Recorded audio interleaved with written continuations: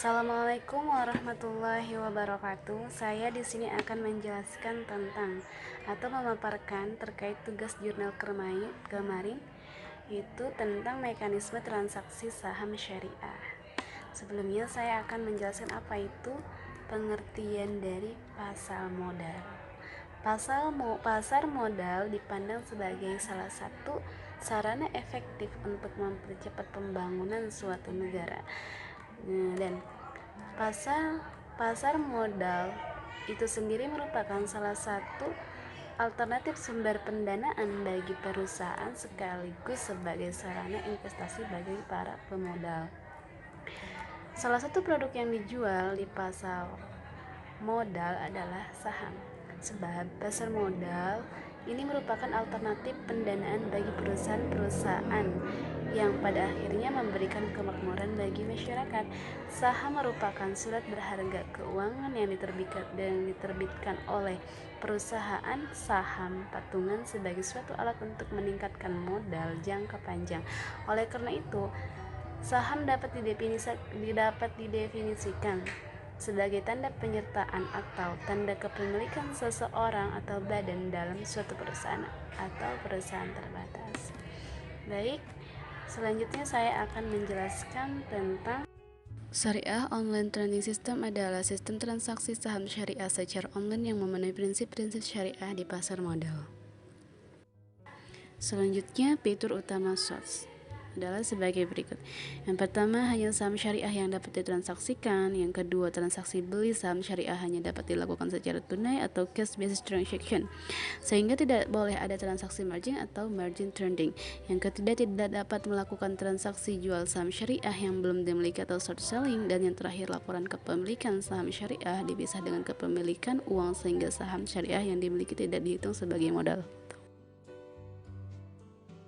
Kemudian mekanisme perdagangan saham yang pertama ada pembukaan atau pra-pembukaan. Pra-pembukaan perdagangan di pasar reguler dimulai dengan pra-pembukaan. Kemudian yang kedua adalah pra-penutupan dan pasca penutupan. Pada masa pra-penutupan, anggota bursa dapat memasukkan penawaran jual dan atau pemerintahan. Masukkan penawaran jual dan atau pemerintahan beli sesuai dengan ketentuan satuan perdagangan, satuan perubahan harga, fraksi, dan ketentuan auto rejection.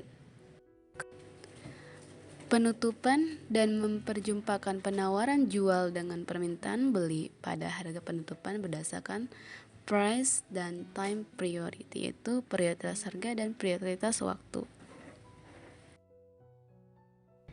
Selanjutnya adalah resiko investasi syariah dalam investasi syariah. Resiko dalam investasi syariah dalam Islam, resiko disebut dengan istilah gharar yang berarti ketidakpastian atau uncertainty. Dalam investasi syariah terdapat berbagai resiko, diantaranya yang pertama resiko kehilangan modal investasi, yaitu menggunakan harta secara produktif melalui berbagai sarana investasi. Selanjutnya, ketidakpastian keuntungan risiko. Yang kedua adalah karena ketidakpastian keuntungan yang diperoleh dari sarana-sarana investasi yang ada. Risiko ini sebenarnya merupakan bagian dari risiko pertama, tetapi lebih berfokus pada keuntungan yang mungkin didapat dari jenis investasi yang berbeda. Kemudian, risiko yang terakhir itu sulitnya menjual produk investasi. Risiko ketiga yang diketakuti oleh orang ketika berinvestasi adalah apakah produk investasi yang dibelinya itu mudah untuk dijual atau diuangkan kembali. Beberapa orang mungkin senang berinvestasi ke dalam emas karena memang emas dianggap mudah untuk dijual kembali. Contoh dari produk investasi yang tidak selalu mudah untuk dijual kembali adalah barang-barang koleksi. Mungkin cukup sekian dari saya, kurang lebihnya mohon maaf. Wassalamualaikum warahmatullahi wabarakatuh.